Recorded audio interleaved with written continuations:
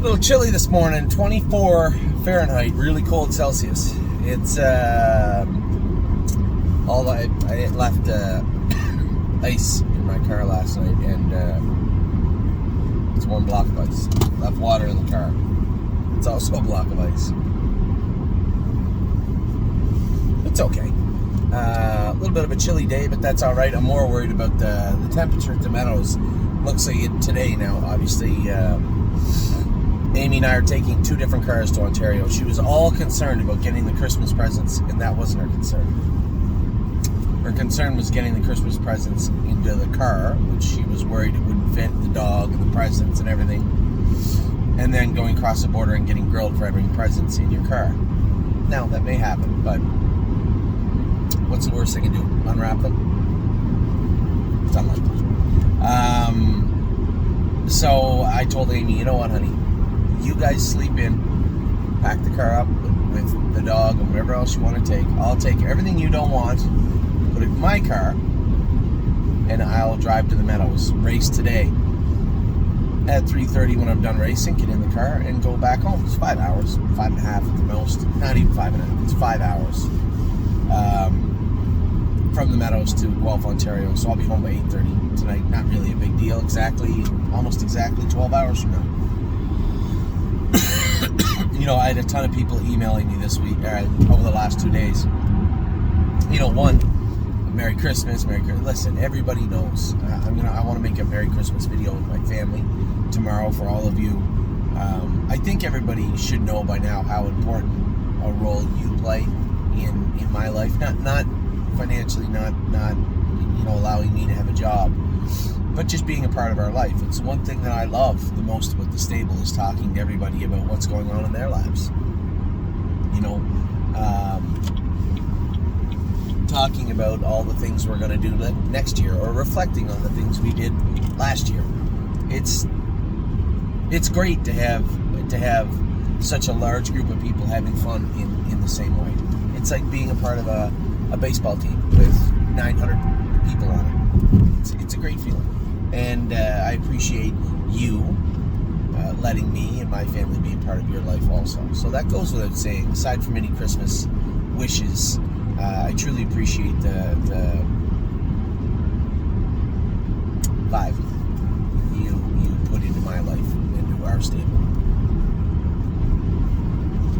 So with that being said and out of the way, I have had a lot of people message me saying, Anthony, what about this horse? You saw our top 10 list.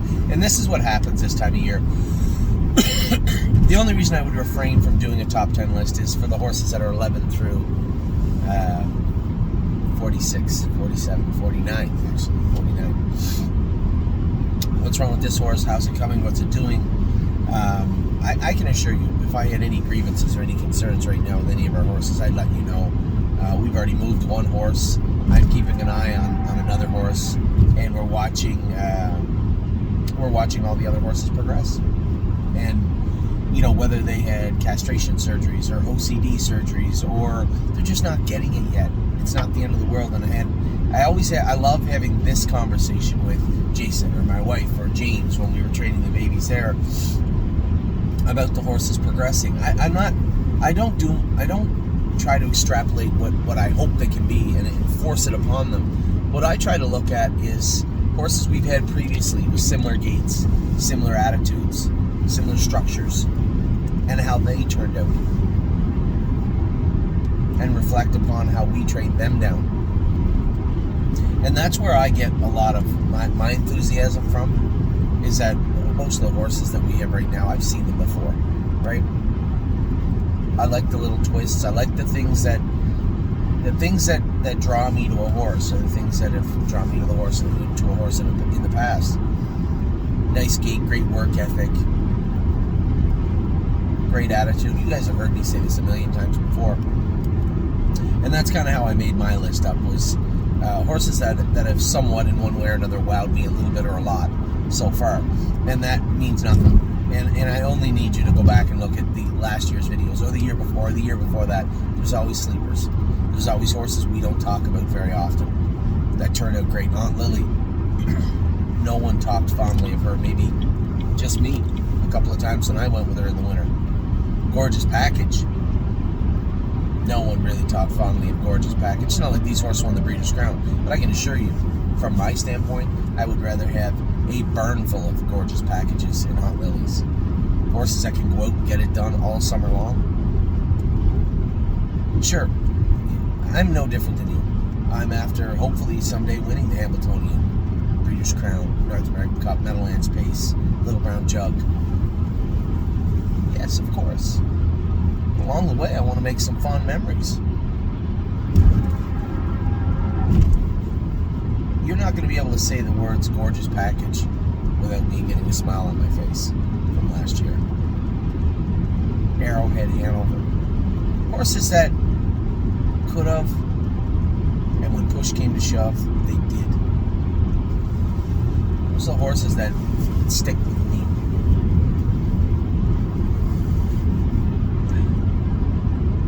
I guess congratulations are in order also. Chris Allen, who's been our blacksmith, kind of, him and Enos have, here's the thing, and God love Enos, but he thinks that he can shoe 80 horses, right, a month. It's impossible. Can't do it unless you're in the barn every day. Shoot 5 or 6 a day. Just impossible. And Chris Allen was picking up some of that slack. Good guy. Been around for a while. One of those guys that have bounced around for a while. Been a lot of places. Seen a lot of things. Ashley, a significant other. Super nice girl. Saved me hundreds of dollars in fines over the last couple of months. Chris is going to be a judge in Ohio, so all the best to him. I better be on my best behavior today. I have seen 2 people pulled over by police. Yep. You really? You're gonna pull over a Spark? Yeah, he must have been really flying, that guy. Always got to be on the lookout this time of year, right? Well, you always have to anyway. I mean, for the people out there that speed, you know who I'm talking about. If you're out there and you have a bit of a lead foot, you got to be on the lookout. For instance, on this road, it's 70. I know if I set it at 78 or 79, no problems. Get up around 80, 81. Fishing in the dark. Any higher and you're going to get hooked. New York's worse than Ohio, so especially for my drive home today, my friend, the cruise control will be in use. So congratulations to Chris, and all the best to him and Ashley, good people.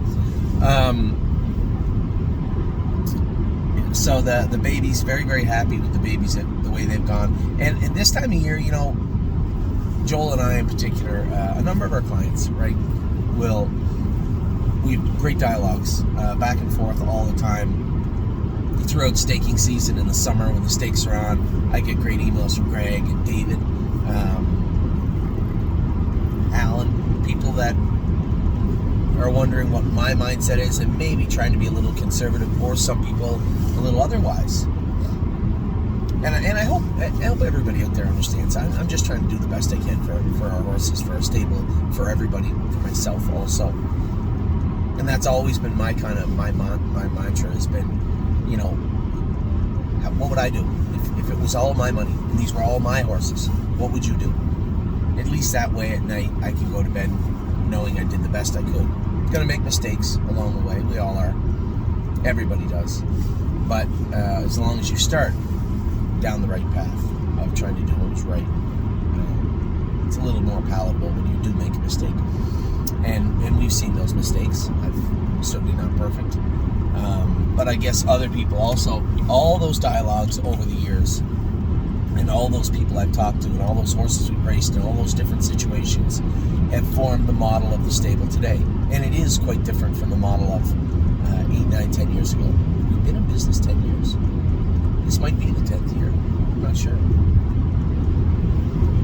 But those conversations, those situations are the things that have made the stable what it is. I like the fact that most of our horses, when they go on the track, have a good shot to win, because we understand what classes are available, what classes we do well in, whether it be Northfield or the Meadows or Ontario, Canada, up at Mohawk or Kentucky. Still trying to get our head around Indiana sometimes.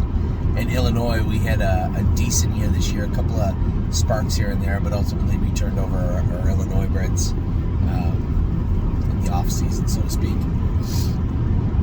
What I'd like to do over the next week at some point is sit down.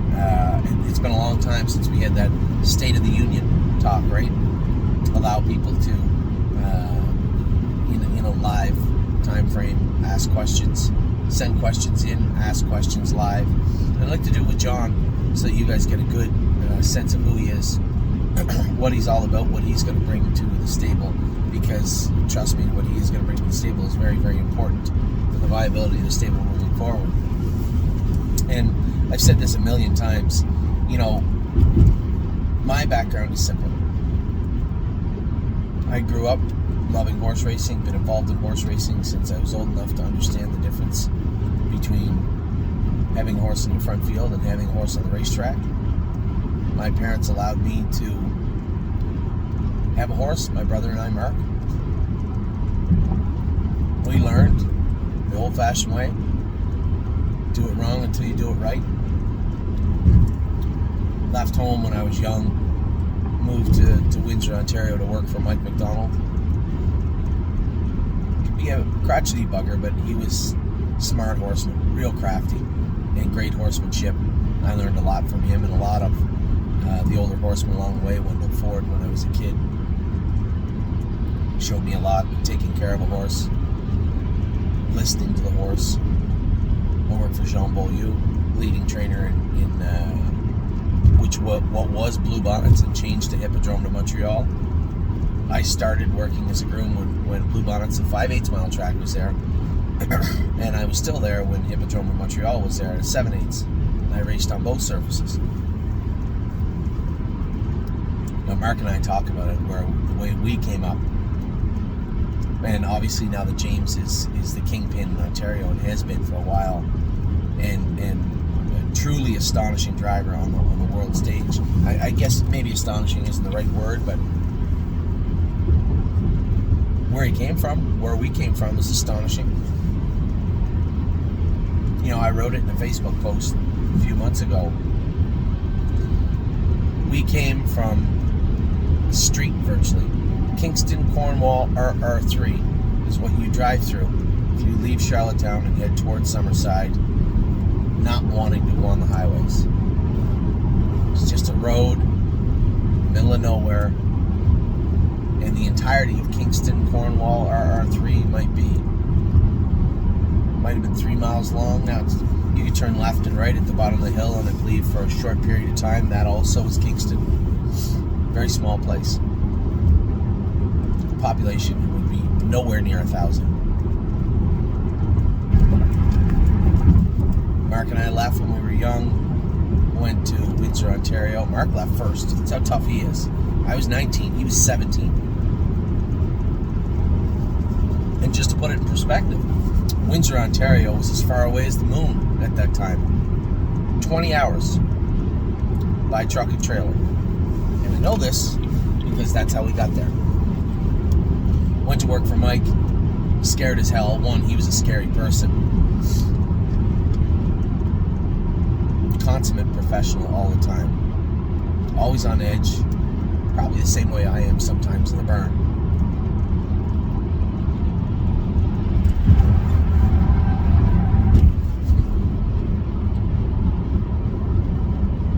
Mark went back to Montreal.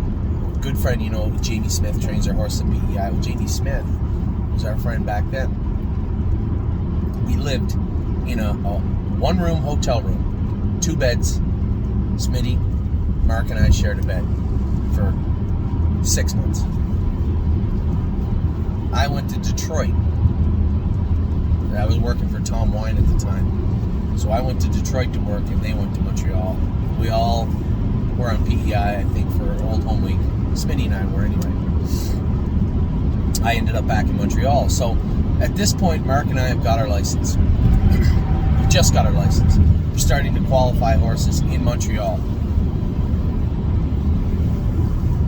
2 English kids in a province predominantly French. So you can only imagine the drives that we got. our time in, worked our butts off, and Mark ended up in Windsor, working for a very good friend of ours. I'll try and shorten this story up. Ended up in Windsor working for a very good friend of ours, who passed away last year, Neil Mose. Played a huge role in our childhood, I can tell you that. Neil did. Just a true friend of horse racing and a true friend of McDonald family. And Mark was training horses for Neil. I was working for a little Italian guy in Montreal, Arcangelo Canci. I moved to Ontario, started driving in Belleville, Ontario, Quinte Exhibition Park Raceway, also known as the most dangerous half-mile track on planet Earth at the time. Since closed.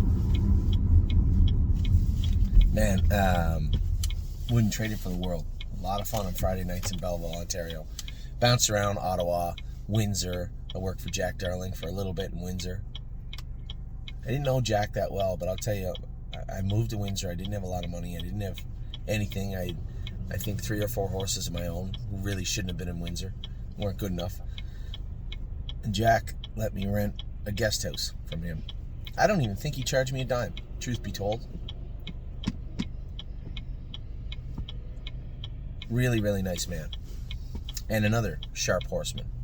So that's the one thing I tried to do my whole life, was work for people that I had respect for, right? Not that I didn't have respect for other people, but I tried my best to work for the smartest people I could, right? Work for Mike, work for Sean Beaulieu, Arcangelo Canci, sharp old horseman. Ontario, I had my own horses. Went to Windsor, worked for Jack Darling. And that was the last person I worked for. Because after that, I was on my own. Anyway, along the way, probably one of my good friends, he doesn't have horses with me anymore. He doesn't have horses at all. And probably one of the nicest people I've met in a long time. His name is Bruce Gom. And I lost a lot of Bruce's money and my money learning how things work. You know, you think, well, I got X amount of dollars, I'm just going to go buy a horse. Best horse I can. It doesn't work that way. What you always need is a place to race them. We get beat up on a couple of horses. A nice horse we had was Noble Tess. Raced him in the Gold Cup. I think that might have been my first taste of the Gold Cup at Saucer. And 13 attempts later, I won it. With your help. Right? With Cintra. It was an incredible story. This video has been long enough. Anyway, my background has been all horse racing my whole life. Trying to learn as much as I can about it and being as good at it as I can. Like an old fighter or hockey player. Anybody, right? The old school way is how Mark and I came up, learning how to do it right by doing it wrong and working as hard as you possibly can every day. And that's how we got to be where we are. James, and this is certainly not a dig on James, James got to avoid all those landmines. He got his opportunity driving for myself and other people when he was young, and he put the time in. Much like I say it all the time, much like Scott Zeron, people like that, people that never spent a lot of time in the barn cleaning stalls or grooming horses, but natural athletes, naturally smart. My brother James, a great baseball player, hockey player, golfer, not PGA, NHL, or MLB caliber, but good when he does. Understands sports, competitive sports. Had an opportunity to do good, and was always going to do good. Even if he wasn't James McDonald today, he was always going to do good in this industry. A really likable kid. Anyway, I ventured off my path for 10 minutes or so, talking about what is going on at the barn right now. How we got here, I guess, is what I was trying to talk to you about, and how important it's been for me, and now my family, and now hopefully you, my extended family. So, very, very happy with the way the yearlings have come along. Very happy with the way our 2-year-olds are training back. Every year, I'm always hoping. I guess I started down this path somehow, talking about how the conversations between Joel and I and a couple other clients, they often wonder, Anthony, is it really worth keeping a horse like Never Lose Felix, or do we just dump him at some point during the summer or the fall? Well, I told you that our model has changed, but I'm not going to turn my back on how we got here either and what we represent. This is not going to be a run and gun stable. I say that, what I mean by that is, we had sold Cheers to Beers because I've seen Cheers to Beers gate many, many times before, and it's never been overly successful. Smaller horse, shorter barrel, probably needs castrated.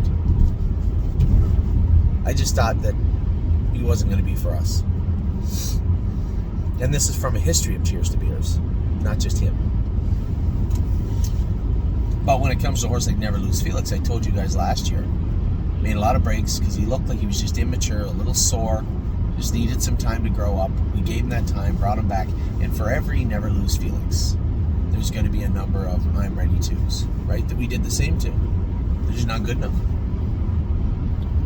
And we either got to be okay with that or not okay with that. But I'm not going to just dump all the horses just because. I can.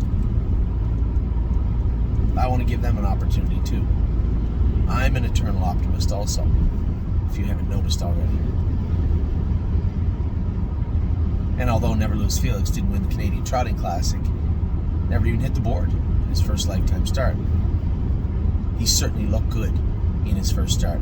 Looked good enough to impress James, which is hard to do. James hates being optimistic around me because he knows that only compounds my optimism.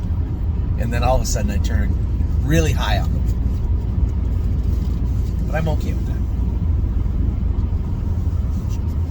So I'm excited about the 2-year-olds that are coming back. Speed of Sound on Thursday, intrigued, excited to watch her race.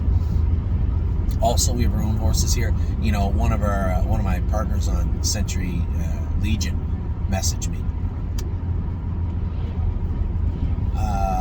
Well, it looks like he's not going to make it, or he's very negative about it.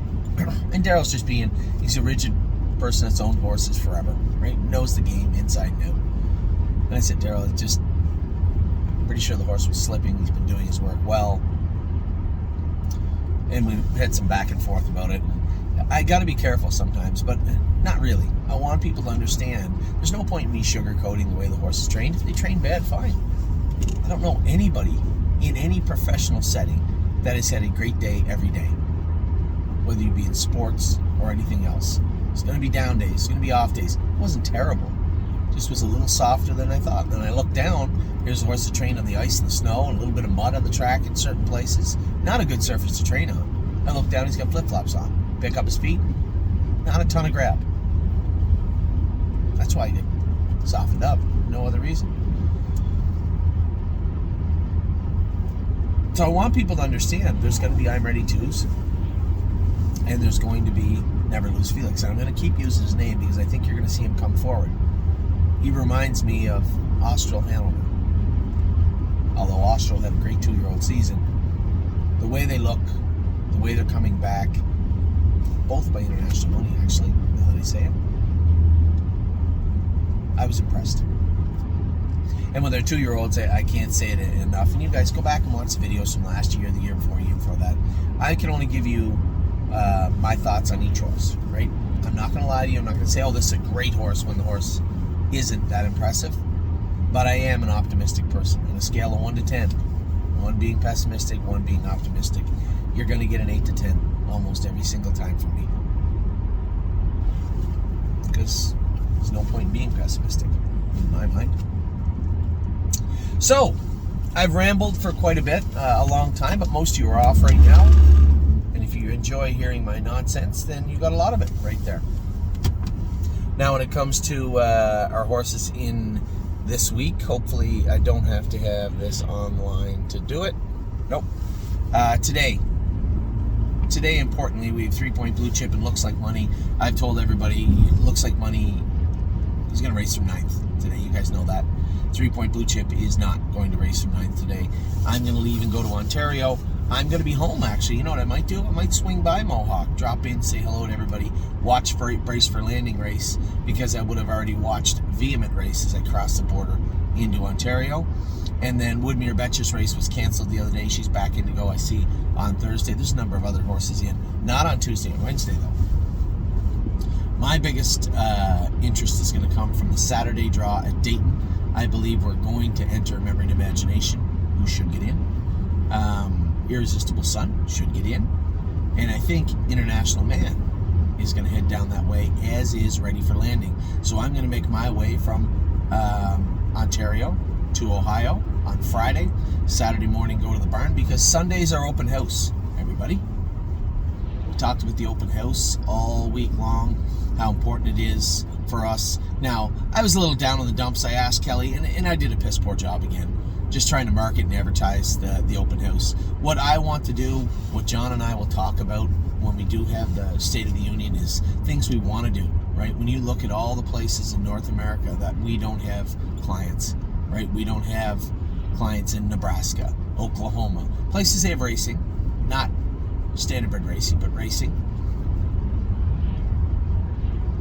We aren't in those markets. And I always wanted to be. You know, when I started the stable, I went everywhere I could. Illinois, New Jersey, New York, Ohio. I spent a lot of time in Ohio, Kentucky. Wherever I could be noticed and seen and speak, I wanted to be. And I want to get back to doing that. We haven't done it for a very long time. And it bothered me when I didn't market and advertise the open house this year, this winter, this week coming up. Well, but then I look down and there's not really a lot of shares left now, is there?